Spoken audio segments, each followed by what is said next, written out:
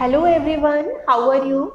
This is Dr. Chavikar. Welcome to my channel Krishna Institute of Law. आज मैं discuss करूंगी कि lease में होल्डिंग ओवर का क्या मीनिंग होता है। ये कवर है आपका टीपी के सेक्शन 116 में। तो 116 बताता है कि होल्डिंग ओवर आप किसे बोलते हैं। तो होल्डिंग ओवर देखिए किसे कहते हैं। फॉर एग्जाम्पल ए ने 2 साल के लिए अपनी लैंड बी को लीज पे दी कि आप इस पर एग्रीकल्चरल एक्टिविटी कर सकते हैं और इसके बदले वो मंथली रेंट उससे 10,000 का ले रहा था।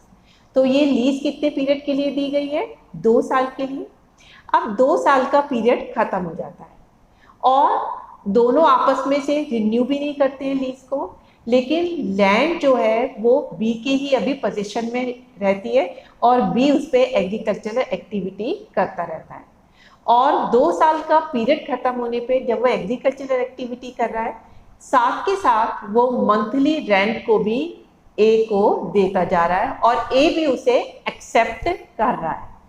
तो ये जो इनडायरेक्ट रिन्यूअल है लीज का, इसी को हम बोलते हैं होल्डिंग ओवर।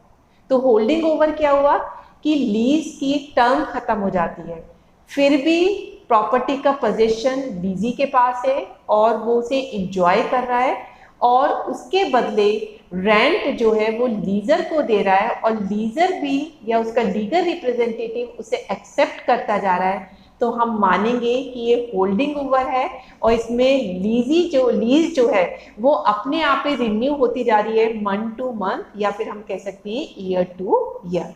तो ये कहलाता है होल्डिंग ओवर। अब इसके एसेंशियल कौन कौन से होते हैं? इसके 2 एसेंशियल होने चाहिए। ये मैं आपको डेफिनेशन से भी पता चल रहा है। सबसे पहला तो है कि जो लीजी है या जो टेनेंट है उसके पास लैंड पोजीशन में होनी चाहिए। अगर लैंड उसके पोजीशन में नहीं है तो फिर वो आपका होल्डिंग ओवर की डेफिनेशन में नहीं आएगा। जैसे अभी हमने एग्जाम्पल दिया था ए और बी का, यहाँ पे लीजी के पास लैंड है और वो उसमें एग्रीकल्चरल एक्टिविटी कर रहा है, तो यहाँ पे होल्डिंग ओवर का केस माना जाएगा। यहाँ पे ये जो लीज है वो आपकी होल्डिंग ओवर से क्रिएट हुई है।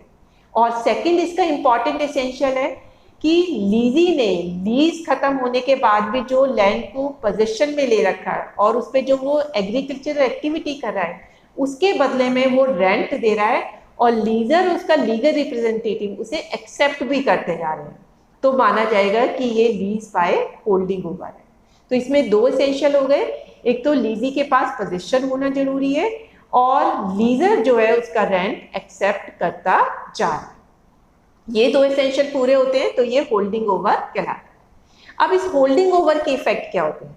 देखिए होल्डिंग ओवर का इफेक्ट ये है कि लीज इज रिन्यू, कि ये इनडायरेक्टली रिन्यू होती जा रही है। आपने कोई एग्रीमेंट नहीं किया, आपने कोई फॉर्मल डॉक्यूमेंटेशन नहीं करी कि आपने कोई एमओयू साइन नहीं किया कि ये लीज को हमने रिन्यू कराया है, लेकिन इनडायरेक्टली सर्कमस्टांसेस से आप ये सजेस्ट कर रहे हो कि हमारी जो पहले की पोजीशन थी वही चल रही है, मैं लैंड को इंजॉय भी कर रहा हूँ या इमूवेबल प्रॉपर्टी को पोजीशन में भी रखे हुई हूँ, इंजॉय भी कर रहा हूँ और बदले में लीजी रेंट भी दे रहा है और लीजर या उसका लीगल रिप्रेजेंटेटिव उसे एक्सेप्ट भी कर रहा है।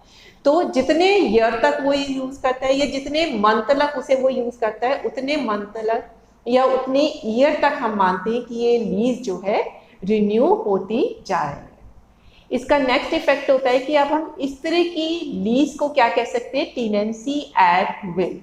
तो इसे क्या बोलते हैं? टेनेंसी एट विल भी बोलेंगे होल्डिंग ओवर को, क्योंकि जब तक लीजी चाह रहा है, भाई उसने 2 महीने यूज किया इमूवेबल प्रॉपर्टी को, 2 महीने का रेंट दे दिया, उसके बाद बंद कर दिया, या उसने 1 साल तक यूज किया लैंड को और 1 साल का रेंट दिया, फिर उसने लैंड का पोजीशन वापस कर दिया, तो ये क्या कहलाएगी आपकी टेनेंसी एट विल, कि वो जब चाहे टेनेंट उस लीज को कैंसिल कर सकता है। तो ये इसके 2 इफेक्ट होते हैं, एक तो lease time to time renew होती चली जाती है और इसे हम टेनेंसी एट विल भी बोलते हैं।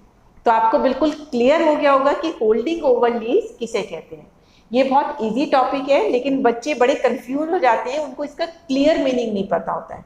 तो आई होप कि अब आपको पता चल गया होगा कि होल्डिंग ओवर किसे कहते हैं, इसके एसेंशियल क्या क्या होते हैं और इसके इफेक्ट क्या क्या हो सकते हैं। So that's all for today lecture. Thank you very much.